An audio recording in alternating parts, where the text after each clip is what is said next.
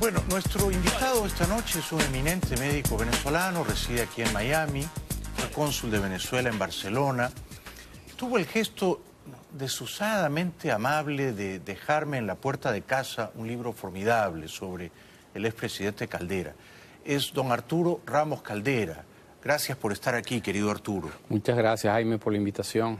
Es un honor recibirte. No, es un honor estar aquí Gracias. en tu programa y quiero aprovechar la oportunidad para darte las gracias realmente por toda la ayuda que nos has prestado a Venezuela. Ha sido Es mi una deber, ayuda, es mi deber. Nada que agradecer. Pero Gracias. ahora, yo espero que en un futuro próximo la colonia venezolana tenga la posibilidad de poder hacerte el reconocimiento que realmente merece. Eres muy generoso. Arturo, el expresidente Caldera, que en paz descanse, era tu tío, hermano de tu mamá, ¿correcto? Correcto. Y además era tu padrino. Era mi padrino.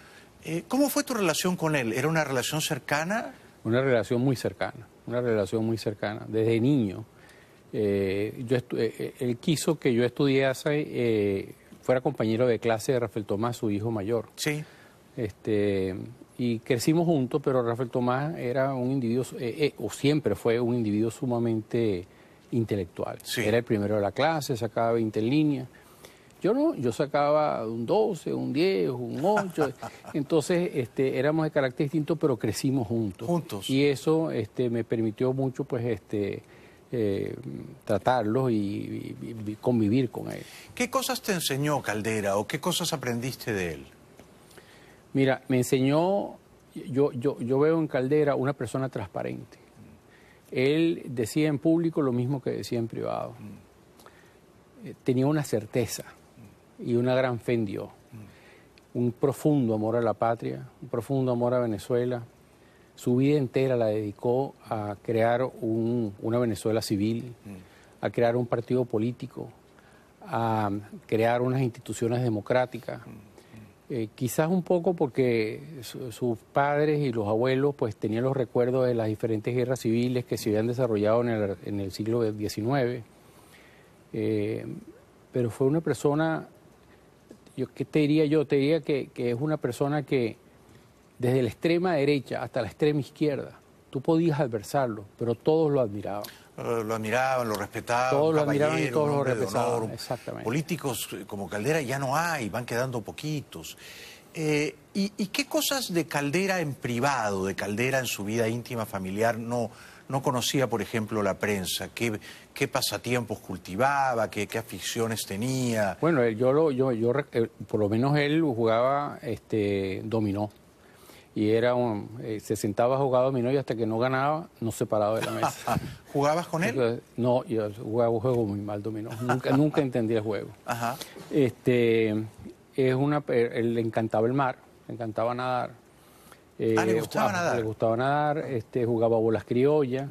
Tenía un carácter sumamente afable. Era una persona muy cercana, pero a la vez muy respetable. Yo no sé cómo se puede explicar realmente eso, pero era una persona que uno respetaba mucho, lo quería mucho y quizás también un poco el hecho de que mamá lo adoraba, pues. ¿Tu madre lo adoraba? Lo adoraba. O sea, las hermanas vivían por él. Vivían por él. Y eso son cosas. ¿El hermano mayor de tu mamá? Ellos fueron 3 niños. Oh. Eran 3 niños. Mi abuela Rosa, la mamá, murió cuando mi mamá tenía solamente unos meses de nacido. Oh. Mi tío Rafael tendría 2 años y medio y mi tía Rosalina tendría alrededor de 4 años. Sí, sí, sí. Entonces, los niños se criaron con unos tíos, unos hermanos de su mamá. Y yo creo que eso los unió como mucho, aunque se criaron después uno con un tío y otro con el otro. Yo no te puedo explicar, pero las hermanas vivían por él. Vivían por él. Lo adoraban. Y claro, como siempre estaban perseguidos y siempre, o sea, yo recuerdo la dictadura de Pérez Jiménez y la recuerdo con horror. ¿Y pudiste estar con tu tío Rafael Caldera en sus últimos años? Porque ya te habías ido de Venezuela. No. Sí. Bueno, él murió como 2 años después de que yo me vine. Sí. Pero yo tuve la oportunidad de poder compartir con él muchísimo. Después de que le entregara el poder a Chávez. Después que le entregara el poder a Chávez, y antes, en las épocas, porque en eso la vida política tiene altos y bajos. Tiene momentos en que tiene mucha gente a su alrededor y momentos en los que está muy solo. De profunda soledad. De profunda soledad. En esos momentos yo los aprovechaba. Sí. Y trataba de terminar en el consultorio temprano y si lograba, pues me iba a cenar con él y lo oía y conversaba. La verdad es que para mí fue algo muy especial, un don de Dios poder haber conocido a una persona como Rafael Caldera. ¿Quién fue o quiénes fueron sus grandes adversarios políticos, ideológicos en Venezuela, en tu opinión? Adversarios políticos, bueno, a su altura, es que lo que pasa es que eran adversarios, pero se respetaban mucho. Rómulo Betancourt respetaba muchísimo a Caldera. Eran Rómulo Betancourt y Rafael Caldera. La historia de Venezuela, la historia del siglo XX, es la historia, va unida a la historia de Rafael Caldera y de Rómulo Betancourt. Que construyeron una democracia ejemplar 40 años, del 58 al 98. Venezuela era una democracia admirable, ¿no? Admirable y que funcionaba muy bien. Después Chávez les hizo creer que todo era horrible en esas 4 décadas, pero no. ¿Y tu tío Caldera respetaba a Carlos Andrés Pérez? Con Carlos Andrés Pérez tengo la impresión, pero esa es la impresión, de que él lo respetaba, pero nunca le perdonó que lanzara a Venezuela al camino del consumismo. Cuando Caldera entregó el poder, había, si no recuerdo mal, la deuda externa de Venezuela era de 10.000 millones de dólares. Y Pérez la multiplicó exponencialmente. Y los precios del petróleo aumentaron y entonces él represó en los Estados Unidos el exceso que venía de los precios del petróleo y con ese excedente no solamente se podía pagar, se cubría el presupuesto de ese año, sino que también se podía pagar la totalidad de la deuda externa. O sea, fue prudente. Guardó entonces, pan para mayo. Cuando Carlos Andrés Pérez recibió el poder de Caldera, dijo: recibo el poder de las limpias manos de Rafael Caldera. Prometo administrar la abundancia con criterios de escasez. Pero eso duró 6 meses. No cumplió. Eso duró 6 meses. A los 6 meses dicen que Gumersindo Rodríguez, pero le vendieron la idea que era el momento de hacer la gran Venezuela. Entonces Venezuela pasó a ser la Venezuela saudita. Sí, lo el Tabarato dame 2, entonces todo el mundo tenía que tener un apartamento en Miami, después si no era en Miami era en Nueva York, y después en París, y después había que esquiar en Vail. Entonces, y esa riqueza se dilapidó, ¿eh? Y esa riqueza se dilapidó, y no solamente se dilapidó la riqueza, sino que nos hizo mucho daño, porque cambió nuestra forma de ser, cambió nuestros valores. Entonces cuando el barril de petróleo comenzó a bajar, entonces hubo que trancar los gastos y Venezuela no soportó eso. Sí. Y esto fue creando un malestar cada vez mayor y mayor y mayor y los partidos políticos se fueron distanciando del pueblo. Esto te iba a preguntar, porque tanto el segundo gobierno de Carlos Andrés como el segundo gobierno de tu tío Caldera no terminaron bien, ¿verdad? Da la impresión de que el pueblo se divorció de ambos líderes, de ambos partidos. Da la impresión de que el pueblo estaba decepcionado de la clase política tradicional, ¿verdad? Bueno, pero no de Caldera. Pero no de Caldera, porque a Caldera, cuando se eligió a Eduardo Fernández como candidato de Copey, le pusieron una maleta arriba. Le pusieron una maleta arriba para que se fuera. No lo querían que fuera Eduardo Fernández el candidato. Y él simplemente pasó a la reserva. Y el partido empezó a dar tumbos y empezó a dar para adelante y para atrás y aquello se fue dañando el partido. ¿Pero tú crees que el pueblo siguió queriendo a tu tío, a Caldera? Bueno, hasta el punto que cuando él lanzó su candidatura, él se lanzó él solo, sin partido. Simplemente que con Juan José crearon un pequeño partido llamado Convergencia, que era el grupo de copellanos que estaban con Caldera. Y se impuso. Pero era él solo. Después todos los demás partidos fueron añadiéndose. Y entonces por eso le querían decir despectivamente que era el chiripero. Pero no era el chiripero, era un grupo de pequeños partidos, pero él representaba una persona respetable, tanto para la derecha como para la izquierda, y ganó las elecciones. Ahora bien, en ese segundo mandato, tu tío Caldera, algunos dicen que no lo indultó exactamente, que esa no es la palabra correcta, que lo amnistió, que lo puso en libertad, que sobreseyó el caso contra Chávez. Pero lo cierto es que el año 94, 2 años después de haber perpetrado un horrible golpe de Estado contra Carlos Andrés Pérez, Chávez fue puesto en libertad y de algún modo a tu tío se le hace responsable histórico de eso. Y no es poca la gente que dice Caldera se equivocó. ¿Cómo puso en libertad a Chávez? ¿Qué piensas tú? Bueno, déjame hacerte un poquito de historia, ¿no? Cuando vino el golpe de Estado el 4 de febrero del 92 y después el 27 de noviembre del 92,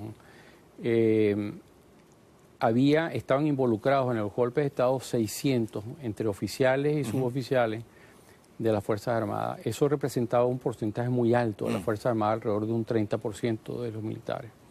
O sea, era una rebelión que hacían los militares, no solamente contra los partidos políticos, sino también contra sus superiores por la forma en que estaban conduciendo las Fuerzas Armadas. Eso comenzó así, pero se dominó el golpe de Estado y al día siguiente el mismo presidente Pérez comenzó se dio cuenta de que era imposible pues, sacar y poner presos a 600 oficiales y suboficiales. Y empezó a perdonar a algunos. Entonces empezaron a amnistiar y empezaron a regresar a los oficiales a las diferentes fuerzas.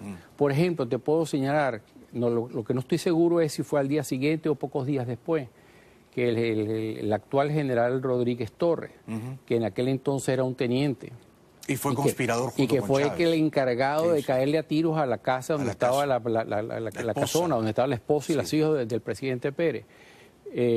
A los pocos días fue regresado otra vez a las Fuerzas Armadas. Entonces, todos fueron comenzando, fueron amnistiándolo, lo fueron perdonando, y eso fue una política que comenzó el presidente Pérez. Eso por una parte. Yo creo que tampoco había la posibilidad de hacerle un juicio porque los juicios iban a retrasarse mucho y porque inclusive hasta los jueces militares estaban con el complot. O sea, no había forma de conseguir los culpables. Además, la iglesia, los partidos políticos, la prensa, los banqueros, todos pedían la libertad de los incluyendo a Chávez.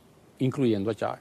Entonces, eso lo comenzó Carlos Andrés Pérez, lo siguió el presidente Velázquez, y para cuando llega Caldera a la presidencia de la República, quedaban pocas personas, pero quedaban los más conspicuos. Entonces, había varias posibilidades. Una posibilidad era, ¿cómo se llama? Andrés Velázquez, que era el de la causa R, había metido en el Congreso un proyecto de ley de amnistía. Y eso lo respaldaba Osvaldo López Paz, lo respaldaba Andrés Velázquez, lo respaldaba Acción Democrática. Entonces, ese proyecto de ley con toda seguridad iba a ser aprobado.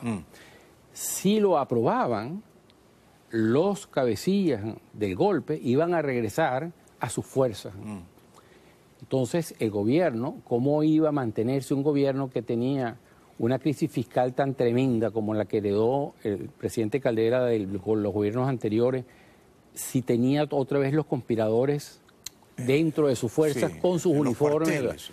Entonces, lo que pienso yo, que él decidió fue amnistiarlo, pero amnistiarlo con la condición de que ellos pidieran la baja.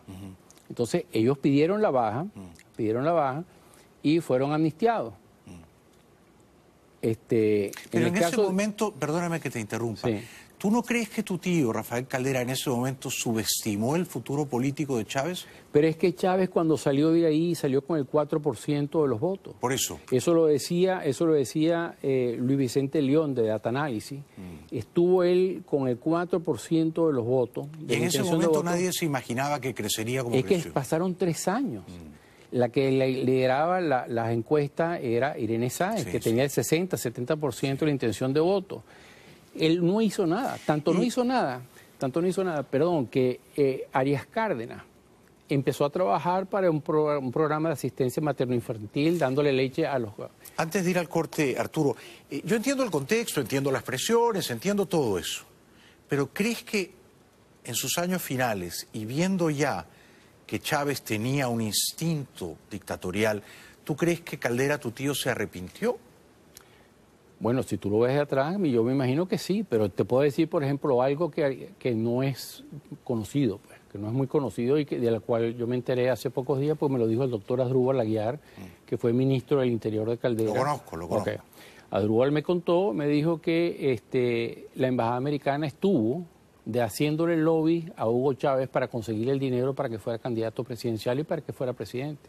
Y entre ellos estaba nada más y nada menos que Thomas Shannon, que estaba de ministro consejero de la embajada de Venezuela. Increíble. Increíble. Shannon estaba en Caracas. Estaba en Caracas como ministro consejero. O sea, los gringos creían que Chávez podía ser un buen candidato. Thomas Shannon. Ahora, eso me explica a mí ahora por qué mandaban siempre la Cancillería americana a Thomas Shannon para que sirviera como mediador entre la oposición. Sí. Tenemos que ir a la publicidad y luego esta fascinante conversación con el sobrino del expresidente Caldera, ¿verdad? Que ha sido además mi querido Arturo Ramos Caldera, cónsul venezolano en Barcelona. Regresamos en 2 minutitos, ya volvemos.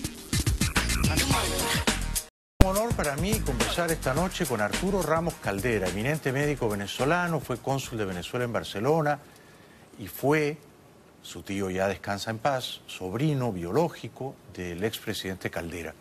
Querido Arturo, te voy a hacer 2 o 3 preguntas difíciles. El año 98, cuando ganó Chávez, estaba Salas Robert como candidato, estaba Irene Sáez.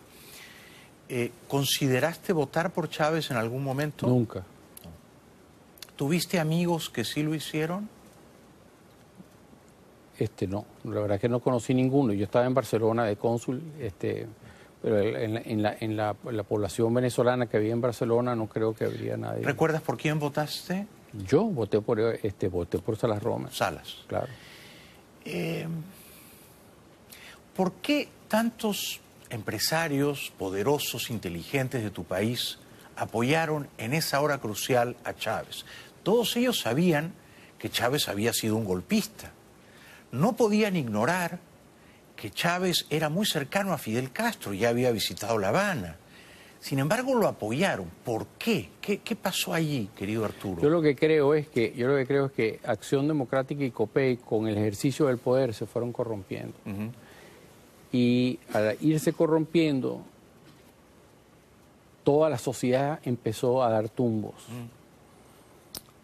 Para que COPEI expulsara a Caldera de su seno, es como imaginarse que Acción Democrática expulsara a Rómulo Betancourt. Claro. Es un absurdo. Claro. Pero tan mal estaba el partido y tan mal está la sociedad que llegaron a esos extremos. Sí.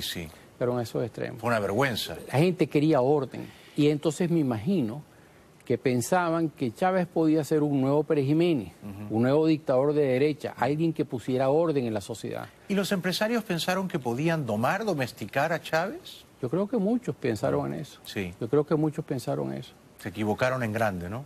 Es que yo creo que la sociedad ha sido muy inmadura. Inmadura. Muy inmadura. Y por eso es que yo creo que hasta que nosotros no logremos madurar y asimilar lo que nos ha pasado, que no sigamos pensando y dice, bueno, el culpable fue Caldera y entonces yo no tengo ninguna culpa. Sí. Pero tú votaste por Chávez. No, yo sí voté por Chávez, pero no tengo la culpa.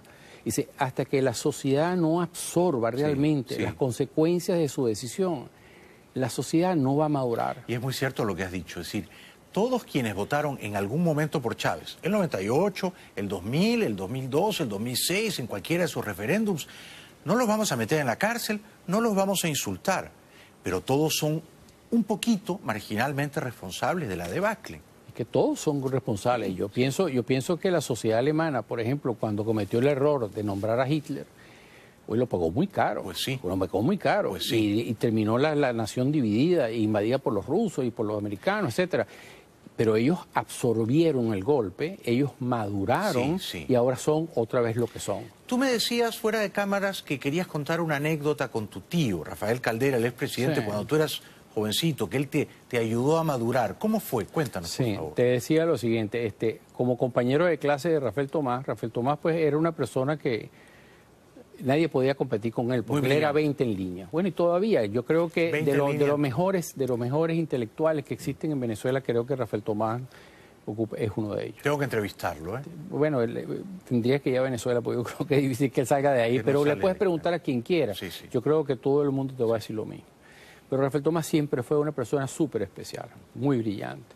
Yo no, yo era un muchacho normal y corriente Claro. que sacaba 10, 12, 15, 14, 12, 8. Tal. Mi mamá me regañaba, me castigaba, me aconsejaban esto y lo otro y tal, pero yo no mejoraba.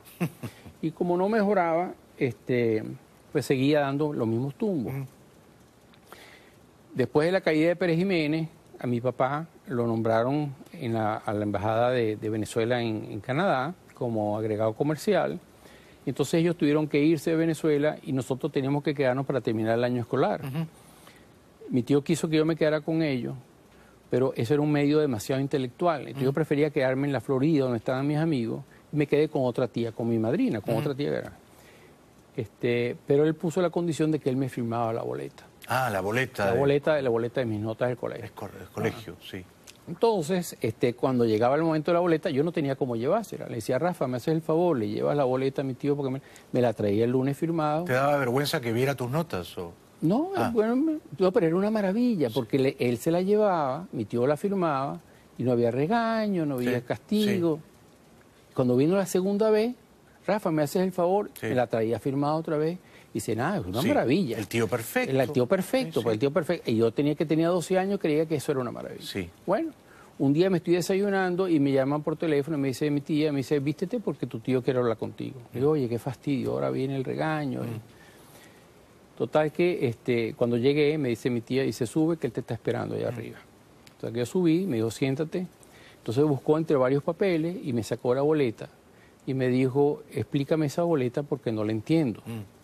Entonces yo le empecé a explicar y dice, bueno, el profesor de matemáticas no corrige sino por resultados, el de castellano pues me quita puntos por la falta de ortografía, el otro no sabía que había examen, el otro la tiene cogida conmigo, todo el mundo tenía la culpa, pero yo no tenía la culpa de nada. O sea que le diste un número de excusas, pero tú no eras culpable. Pero esa era mi verdad. Sí. Esa era mi verdad. Sí, sí. Entonces me dijo, repítemelo porque no lo entiendo. Y se lo volví a repetir. Repítemelo porque no lo entiendo. Se lo volví a repetir y eso me lo hizo repetir varias veces hasta que llegó un momento en que yo llegué a pensar, ¿será que mi tío es bruto? Sí. Que no entiende lo que le estoy diciendo. O está medio sordo, claro. Entonces me obligó a repetirlo y me obligó a repetirlo hasta que llegó un momento en que yo de repente me di cuenta que yo estaba hablando tontería. Sí. Que esas eran las notas que yo había sacado. Porque eran las notas que tú merecías. Eran las notas que yo había sacado, Claro. que eso era el resultado de mi esfuerzo. Claro. Entonces se me aguaron los ojos y le dije, tío, no pasará más nunca. Entonces me agarró, me dio un beso en la frente, me firmó la boleta. Al año siguiente saqué 4 medallas. Wow. De ahí en adelante yo he entendido que mi vida depende de mí, de mi esfuerzo, de mi trabajo y de mi sacrificio. Eso mismo tiene que pasar en Venezuela. En Venezuela tenemos que pensar que tenemos que ser responsables de la situación por la que estamos pasando. Yo entiendo, y perdón que me desvíe un poco, pero yo entiendo que la oposición nunca se imaginó el tamaño del enemigo con el que estamos peleando. No estamos preparados para pelear contra el G2 cubano, formado por la Stasi, formado por la KGB. No estamos preparados para eso. Se imaginaban un enemigo común, un gobierno que democráticamente, pacíficamente, constitucional y pacífico y todo esto, y lo iban a sacar. Y le ha costado muchísimo trabajo llegar a entender que esa no es la vía. Y ahora todavía uno los ve que se pelean por esto y se pelean por tonterías. No han terminado de madurar. Y yo quisiera aprovechar este programa para pedirles que por favor maduren, que por favor se pongan de acuerdo, porque el país está sufriendo mucho, porque el venezolano lo está pasando muy mal. Y porque todos los que estamos en el exterior tenemos nuestro corazón en Venezuela, porque tenemos nuestros hermanos, nuestros primos, nuestra familia allá. Y porque sí, porque ese es nuestro país, tenemos la obligación de sacarlo adelante. Bueno, esa reflexión que has hecho es de una profunda sabiduría. Yo espero que cale hondo. Ahora, la pregunta sería, siguiendo con la metáfora, la sociedad venezolana saca muy malas notas, está desaprobada. ¿Y a quién le echa la culpa de eso? A Caldera. Caldera tiene la culpa. Y a la Cuarta República. Eso es lo que llamamos allá nosotros el chivo expiatorio, el chivo expiatorio, perdón. ¿Quién tiene la culpa? El chivo. Caldera y Carlos Andrés. Bueno, allá hubo un chiste con Recadi, que era un organismo especializado que se centralizaba el control de cambio y a través del cual había que comprar los dólares y tal. Entonces había una reglamentación para la adquisición de los dólares. Entonces, claro, ahí hubo un desfalco, porque hubo paso de influencia. Siempre que hay dólar subsidiado, hay desfalco. El Estado te está invitando a robar. Exactamente. Entonces hubo un desfalco multimillonario. Claro, pero hubo un chino que compró $100. Y entonces resulta que de toda la catástrofe que había, el único culpable pues fue el chino. Entonces, el chino es el culpable. El chino es el culpable. Claro, uno tiende desde la adolescencia a echarle la culpa a los papás, a los tíos, a los profesores, pero la madurez consiste en decir, mi vida depende de mí, yo la gobierno. Exactamente. Mis acciones determinan si gano o pierdo, si soy un triunfador o un perdedor, ¿no? Exactamente. Tremendo mensaje el que les has transmitido a tus compatriotas venezolanos, tremendo. Yo creo que vamos a salir de esto, pero no creo que vamos a salir de la forma en que están pensando. Esta es mi última pregunta y nos queda un minuto. ¿Cómo crees que va a salir tu país de esta dictadura? Yo creo que la única forma es cuando se den cuenta de que simplemente cortando las relaciones diplomáticas y poniendo dificultades económicas, no lo vamos a sacar. Eso no resolvió el problema cubano. Eso no resolvió el problema cubano. Hasta que los estados no se den cuenta realmente que nosotros necesitamos su ayuda, que entren, que nos ayuden porque tenemos un país secuestrado, que nosotros hemos hecho todo lo posible por salir de ahí. O sea, mal o bien, con algunos más, otros menos, pero han habido muchísimas, 120 jóvenes muertos. O sea, ¿crees que hay que entrar militarmente? Hay que entrar militarmente en Venezuela, hay que ayudar a Venezuela a salir de eso. Por supuesto. Y no prolongar el sacrificio. Los franceses solos no se hubieran liberado de los nazis. Nunca. No, nunca. Era imposible. Los venezolanos solos no se pueden liberar de esta narcodictadura. No tienen las herramientas, las armas, ¿no? Tienen el coraje, pero van a ser masacrados. Sí. Y Europa es lo que es hoy por hoy porque los Estados Unidos los liberó. Sí, señor. Eso es así. Sí, señor. Eso es así. Ojalá hubiera más mentes preclaras en Venezuela como tú. Gracias por venir, Arturo Ramos Caldera. Un aplauso para él. Brillante. Gracias. Uy, se me olvidó. Y les anuncio que gracias a mi nuevo amigo Arturo, en una semana, creo, con suerte, va a estar por acá el hijo del expresidente Caldera, Juan José. Regresamos después de la pausa. Gracias, querido Arturo. Gracias.